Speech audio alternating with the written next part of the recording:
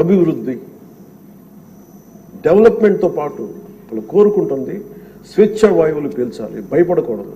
మీరు వస్తే చూడండి, నవ్వులు పువ్వులు విరుస్తున్నాయి ఇక్కడ.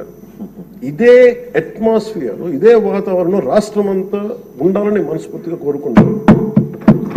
మనం ఎంత ఆనందంగా నవ్వుతాం. మనం సీరియస్ ఇష్యూస్ మాట్లాడుతున్నాం, మనకి వ్యతిరేకమైన విభేదాలు ఉంటాయి, అభిప్రాయ భేదాలు ఉంటాయి, ఒకటి సాధించుకోవడానికి భిన్నమైన అభిప్రాయాలు వస్తాయి. కానీ ఇదంతా కూడా చాలా సుహృద్భావ వాతావరణంలో జరగాలని నేను మనస్ఫూర్తిగా కోరుకున్నాను. సో మరోమారు మీరు పడ్డ వేదన, మీరు చేసిన పోరాటం, సినిమాల్లో హీరోలు, నేను కూడా చేస్తాను కాబట్టి చెప్తున్నాను, దెబ్బలకి నటించడం చాలా కష్టం.